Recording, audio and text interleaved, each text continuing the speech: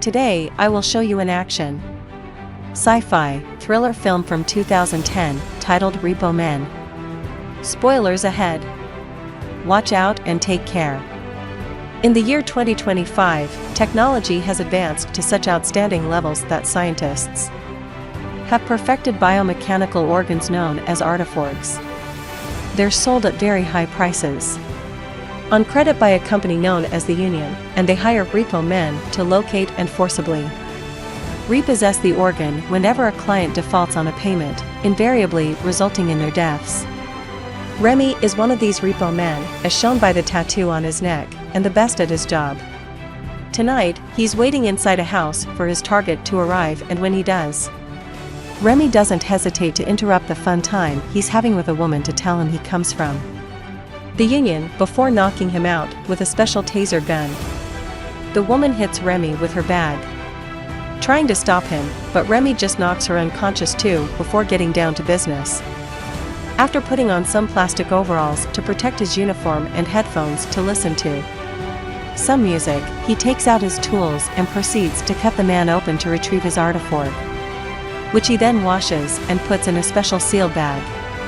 The next morning, Remy starts his day at home with his wife Carol and his son Peter. After dropping Peter at school, he goes around the city, collecting artiforgs and leaving clients to die. Afterward, he goes to the Union headquarters, where he bumps against an employee dressed as a giant lung and stops by a table to have some coffee, making him visible to all the potential clients waiting to be assisted. He watches how his boss Frank Mercer helps one on the salesman convince a family to sign the papers with a flawless speech before going to the repo men's break room. In there, he finds Raymond Pro complaining about getting small jobs and reminding him that he's on probation for brutally attacking a woman in the subway. Frank suddenly interrupts them, telling Remy not to stay around the main floor much because he'll spook the clients. Then he takes him to another room to scan all the artiforgs he's collected during the day, as they're joined by Jake Frevold, Remy's best friend. He used to bully him at school, but then they went to war and fought together. When the war was over, they accepted a job at the Union because it was perfect for their skill set. And the recruiter told them they were protecting the healthcare system, although they really didn't care about what they were protecting, they just had fun with the missions.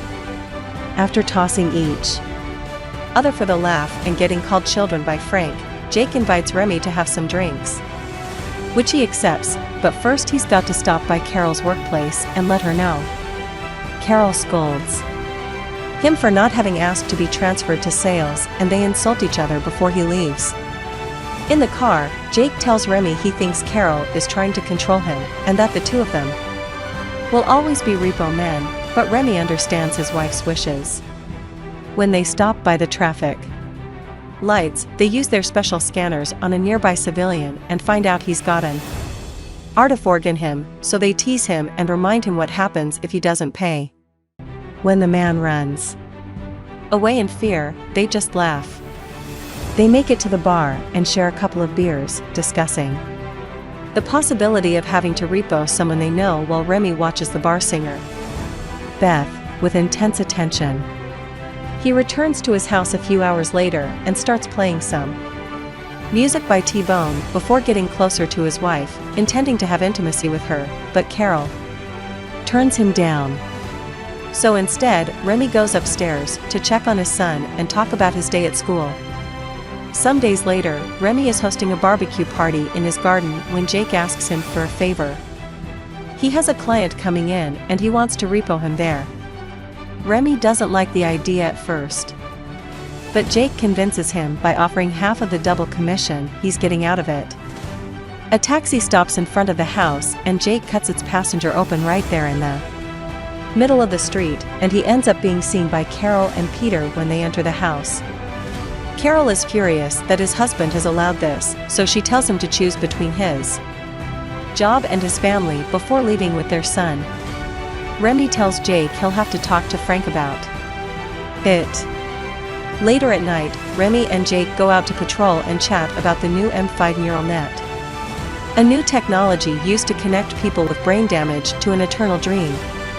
Their conversation is interrupted when Jake's scanner finds a nest, which is what they call a refuge for hundreds of customers who have defaulted on payments and are attempting to escape the country.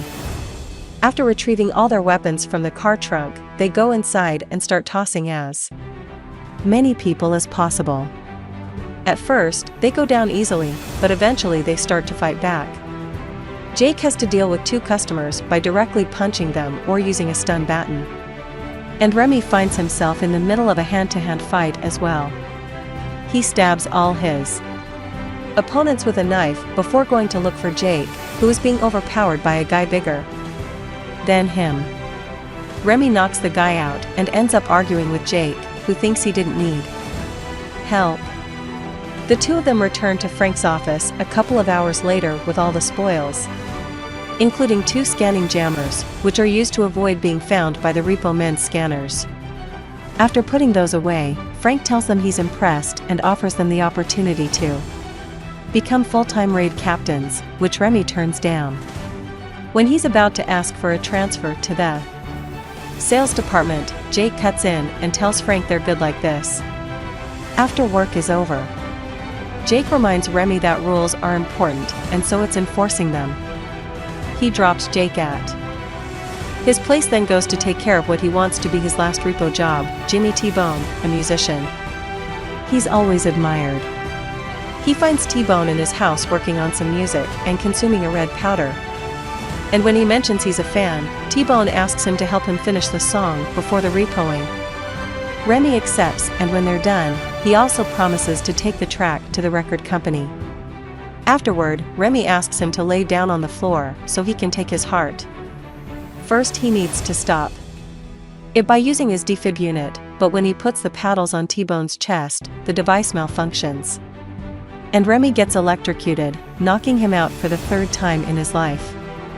He wakes up some days later in a hospital bed, with Jake and Frank in the room with him. Carol had been there too, but left before Remy could see her. After telling him this was the fault of a faulty shock unit, they deliver the most important news: Remy's heart has been replaced with an artiforg.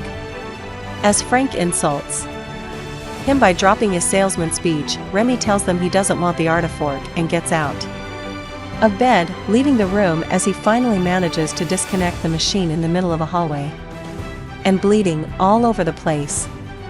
He's only able to take a couple of steps after that. His body soon gives in and he falls to the floor, realizing he has no other choice but to accept the mechanical transplant.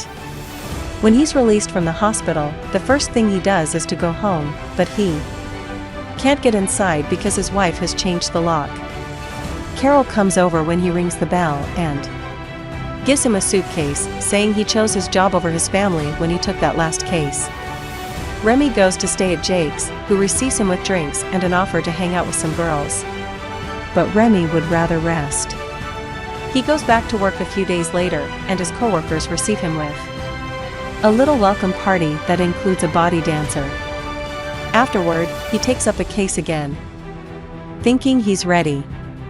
He breaks into the client's house and chokes him after he tries to defend himself. This leaves him unusually tired and with a high heart rate. When the time comes to take out the artiforg, he finds himself with a trembling hand, unable to do it. He joins his fellow repo men at a bar a few hours later and pretends he finished his job, but when he hears Jake tell his story, he can't stop thinking about the client having a family. Distressed, he leaves the bar early. The next day, he waits for Carol and Peter at the entrance of their house, because this is the only way he gets to see his son. After hugging him, he tries to talk to Carol, but her only response is to give him an envelope with a notice saying he's behind on his heart payments. Later, when Jake hears about this, he scolds him for lying but accepts the fact Remy needs a break. So he tells him they can work together again in the future after he feels better.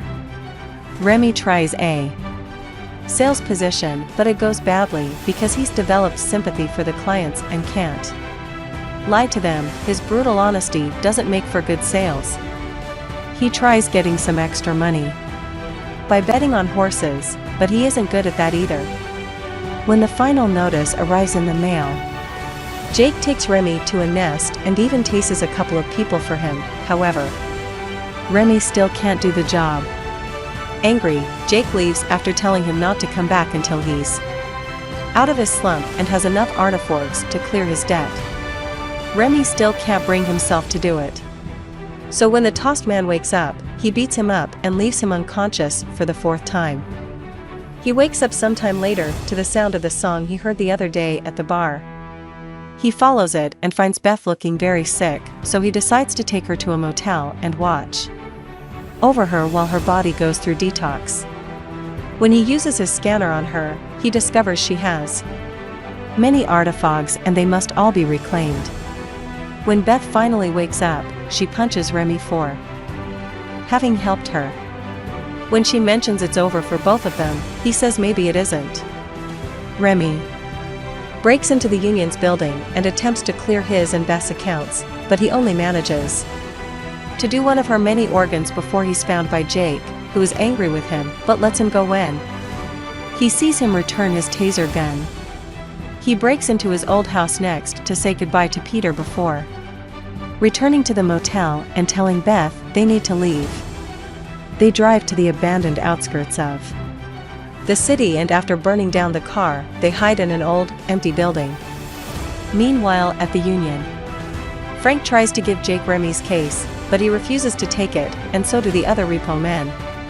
Days start to pass, and Remy and Beth build a small home in the old building by salvaging trash.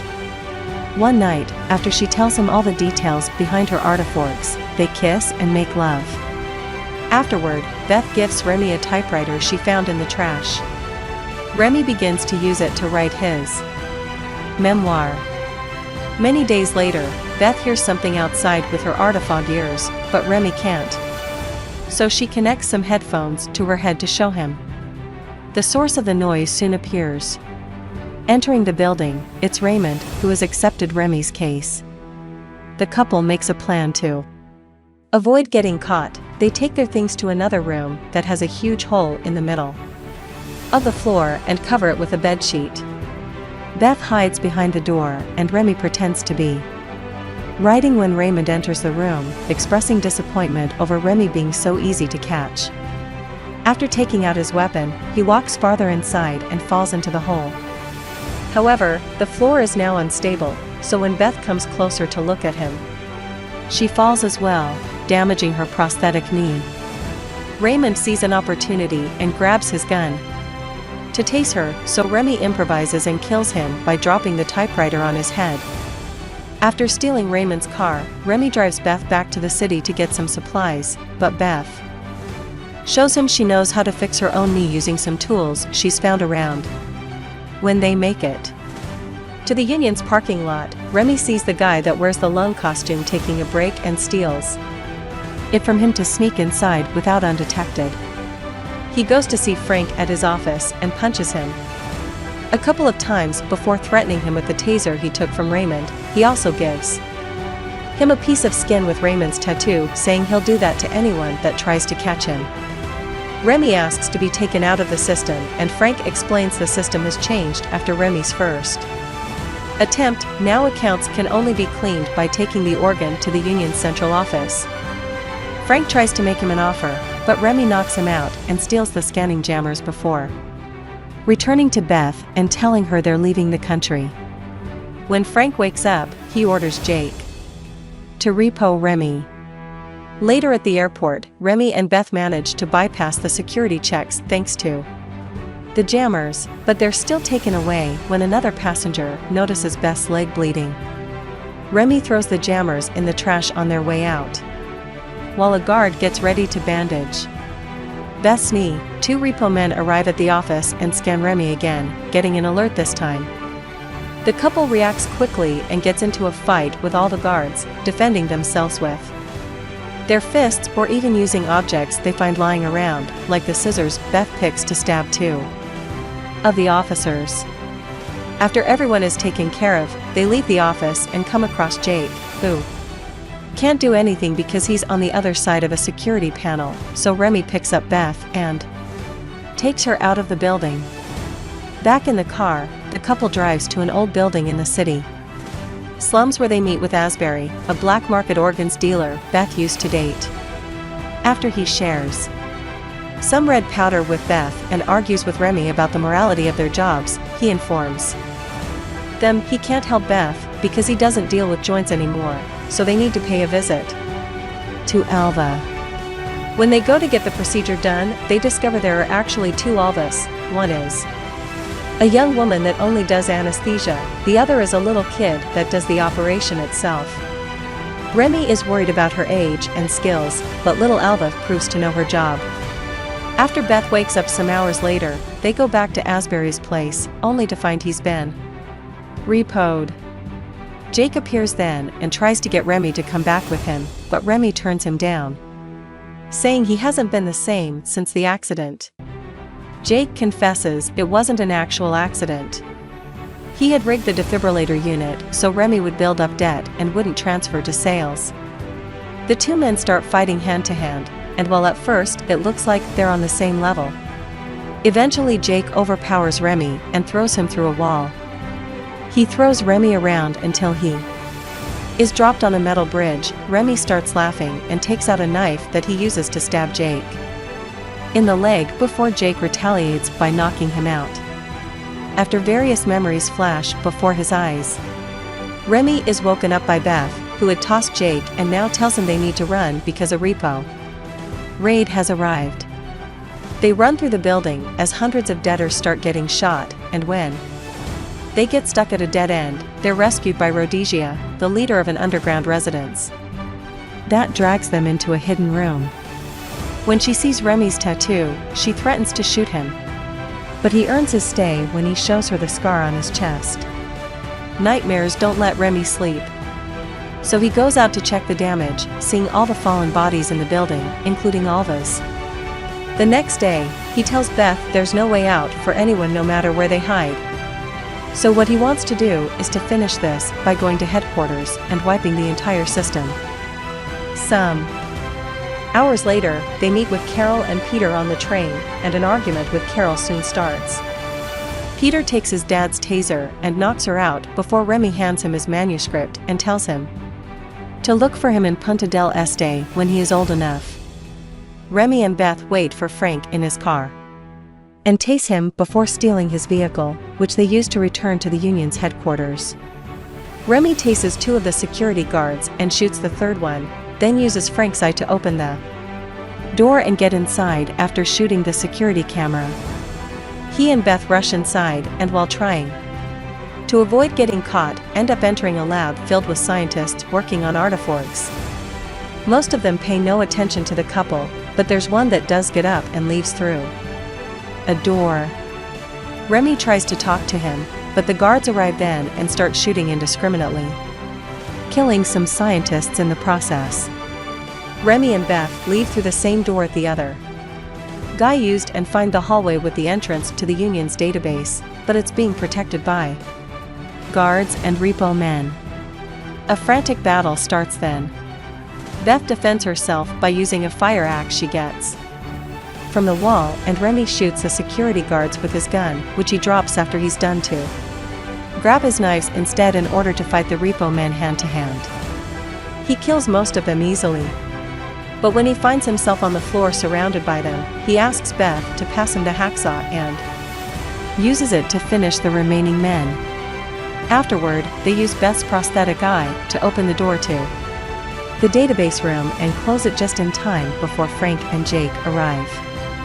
They discover the server's only interface is an organ scanner, so the only thing they can do is start cutting themselves up and scan their artiforks from inside. After taking some of the red powder, they start the procedure, first doing Remy's heart, and after sealing his wound, they do each of Beth's prosthetics as well. By the time Jake and Frank manage to get inside by using an artifork from one of the dead repo men, Remy is scanning the last of Beth's organs.